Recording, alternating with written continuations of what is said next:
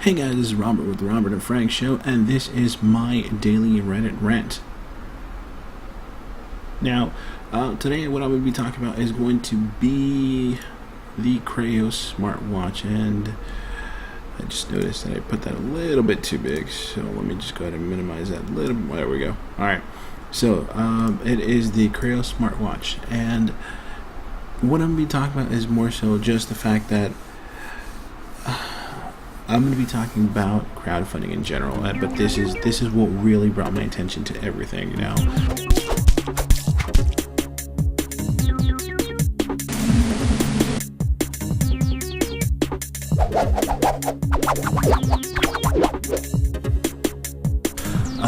Andrew Police actually wrote a story about this just the other day, and they were talking about how the Creo smartwatch was just a big failure, and I agree in a lot of points. Now, the Creo smartwatch itself, they were saying that there are four major red flags. Were that it was a smartwatch. The Creo smartwatch in general was their first red flag. Secondly, that it had a flex funding campaign. Third, that it was funded on Indiegogo. And fourth, that the promised shipping date was going to be 3 months from the closing of the funding. Now, the first three, I don't agree. I actually personally do not agree that they were red flags. And I mean, in reality, there are a lot of funding. There's a lot of funding out there. There's all these different things that take into account. So the fact that they're saying, hey, well, it was on Indiegogo and it had a flex funding was like, wait, why is that even a big deal? People do this every day. People fund their websites, their products and their services every day with this. So why is this any different? I don't agree that should be any type of red flag. As a matter of fact, Indiegogo is its own, version of Kickstarter, and great for them. Now, the whole issue with Creo's smartwatch and that it's a smartwatch, Pebble made a very similarly designed watch. Let me rephrase that. Pebble made the smartwatch that started everything, and Creo's is making a similarly designed smartwatch. Now, you can't see anything on this one because it's broken, water damage. But that's not my point. My point is, the fact that they called it a smartwatch shouldn't be an issue. This was announced a year ago. This was funded a year ago. Now, the fact of the matter is that at that point, Pebble was really dominating. There was no other real smartwatch competitor for the time. So there really wasn't a way for Creo to be like, hey, well, we want to fund this. We want to be the Pebble smartwatch killer. There was no way, So they had to fund at a lower level because they wanted to make sure that they hit their goal. So that way, if the money did roll in and it just started bankrolling like crazy, that they knew they were going to get the money. If you crowdfund and you put, $1 million that you need, no one's really going to fund you. And I mean, it sucks to say, unless you have an absolutely killer idea, no one's going to fund you. So the fact that they started with a low goal, they did it flex funding, they didn't expect to be funded entirely. And I respect that because that's their decision. Now, were they going to take the money and run? I don't think so. And I mean, in reality, they did come out with a smartwatch. It's the worst smartwatch I've ever seen. And looking at some of the details in the post that Andrew Police was talking about, but they came out with a product. They came out with a product that shipped almost a year later, but they came out with a product, and that's the important key part of it. Where the fact that it was Indiegogo, the fact that it was flex funding, the fact that it was a Creo's smartwatch, none of that applies because ultimately they shipped out a product. Now, I will tell you that their product sucked. I mean, I was reading it. They're saying that on Andrew Police that they were getting about 24 hours of battery life. Now, Pebble, 7 days. If you don't use it too much, 7 days, and that's a good amount of time. That is the minimum standard I would accept for a smartwatch, because they've set that bar. I would expect nothing less of a smartwatch that I bought. If it was less, I wouldn't buy it, because I use it on a regular basis and I use it a lot, and my watch usually will last me about 3 to 4 days because I use it a lot, you know. The app situation sucks. They don't have a Windows developer or SDK yet, a software developer kit. They promised one, but they don't have the tools for people to make software for Windows yet. Okay, took a little longer. It's going to take a little longer. It's still passable, although I think that at this point, a year later, that should have came out. Two things that I really find are lacking from the article, and not the article, from the Crayols, but it's coming from the article, is the fact that you could only load one app at a time, which is complete shit. I'm sorry. But that's like, really? You're selling me a watch that I can use only one piece of software at a time. You know, Pebble has the ability to load up to 8 different apps or watch faces at the same time. That's pretty good. If they were to even have it, if they were to say, you know what, we're not going to be able to do as many, it's going to be only half. Okay, I'll still work with that. But one at a time is just, I'm sorry, sad, disturbing, whatever you want to say. That is part of it, like where it comes to the fail part. And I mean, they were over promising, you know, but I mean, whatever, you know. I'm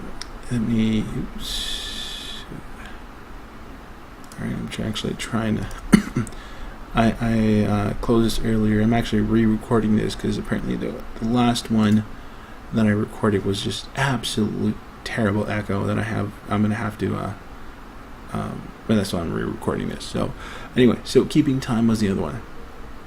The Crayols can't keep time. If it disconnects from Bluetooth, that's it. Say it's 12:30, you know, and it disconnects from Bluetooth. It's gonna say 12:30 until it's finished. Or I'm sorry, until it's reconnected to Bluetooth and resync the time. That is absolutely wrong. It is dumb. You're promising something you're not giving it. That is something that people need. You can't go around and say, well, I'm selling you a smartwatch, but just so you know, I'm not going to give you the ability to use it as a watch if your phone isn't connected. It's like, what? I'm sorry, something seems to be a little wrong here. Now I'm going to try to show you real quick if I can pull it up again. I did this earlier, but where is this? Now, they were over-promising a lot. I mean, it had a really great concept. It was just bad. Here we go. Okay, so this is what I'm going to show you. So it has a built-in accelerometer. It's got sensors galore. It's got the ability, supposedly it's going to have the ability to receive data directly from the sensors without a smartphone connected and populate it on the watch. So it's going to be able to give you your information that you need on a daily basis and show it to me on the watch. That means that there has got to be a decent amount of processing power.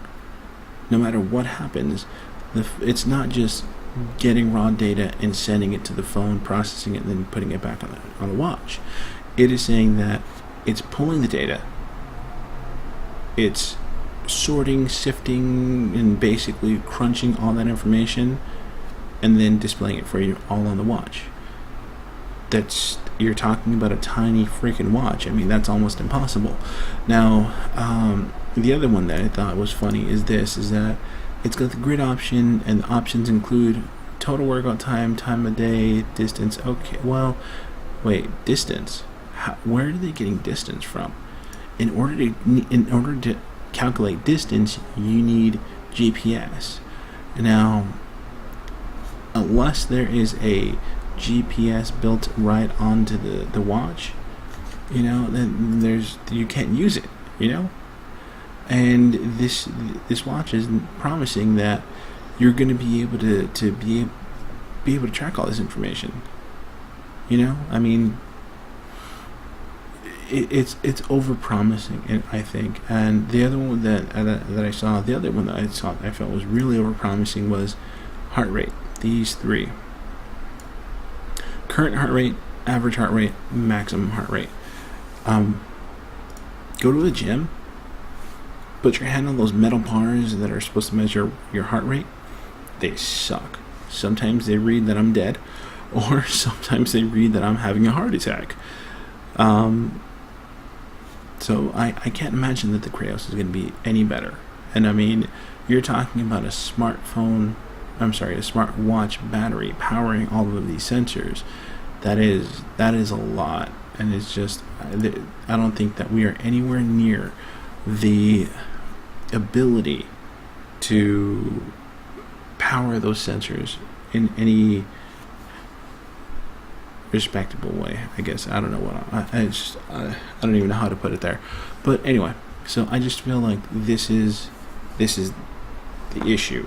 Now, the main issue was I actually wanted to address. I mean, I'm talking about Craos and this and that, and Craos is this. It's bad, it's good, it's not. That's not really what I wanted to get at, though. Really, what I want to get at is the fact that crowdfunding is a resource that creators can use to kind of push themselves over the edge. You know, say for example they don't have the funds to just put it into manufacturing. They've done a lot of the research, they've already planned it, but they can't manufacture it. That is what crowdfunding resources are in their most basic form. You need to get that extra push. That's what they're supposed to be. Craos used it as research and development, manufacturing, testing, and then finally sending out a product. Now, I mean, it took them, I believe it was, people didn't get them even in November of last year. So we're talking about, it was June that it closed, so we're talking about November, 5 months. I think it was like 8 months later when people started first getting them. You know, that's a long time, you know, and not in the general sense, you know, of manufacturing. That's actually not very long. But you promise something, you say you're going to have it 3 months, in 3 months, and you're going to have it in your hands, or your customers are going to have it in their hands. That's a really tight time frame for anyone, you know. So that is the biggest red flag that you should have. Is it going to be an unattainable time frame? Because if you're saying that you're going to have it in 3 months, that means you've already designed it. You know what it's going to look like. You have everything set. You just need to pay someone to build it for you. And from what they were saying, it sounded like they still needed more. You know, and they still need more. And it's not worth it. Anyway, so all in all, I'm trying to say, be careful with crowdfunding. You know, Pebble is a great example of what can happen if you crowdfund properly. This little piece of hardware is my favorite toy right now. You know, I have the ability to read every single update that comes into my phone if I want to. You know, I have the ability of controlling music or podcasts with my watch. I don't have to go and pull out my phone, unlock it, open up the app that I'm using, pause it, and close my phone. I simply go to my phone, press 2 buttons, 3 buttons maybe, and I'm done. I never have to pull out my phone.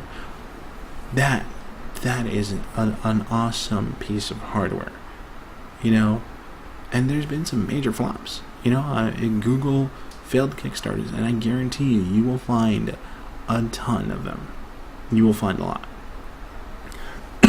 So read into it, look at what you want to do, research. You can't go wrong if you're going to research and look. Make an informed decision of what you want. Don't fall into the pitfalls of someone has a good tagline, so you're going to go ahead and fund them. See what they're offering. So anyway, I think I'm just going to drop it right there. So if you guys have been watching before, you know you can email me at robert@robertandfrank.com. And if you would like to support us, whoops, wrong one. If you would like to support us, go to patreon.com/Robert and Frank. Anything that you decide to donate is appreciated. Anywhere from 5 to 10 cents if they offer it, all the way up to $1 or $2 or $3, whatever you want. We appreciate it. We want to keep bringing the shows, and we want you to watch. So let us know. So again, my name is Robert with the Robert and Frank Show. Thanks for watching. Thank you very much.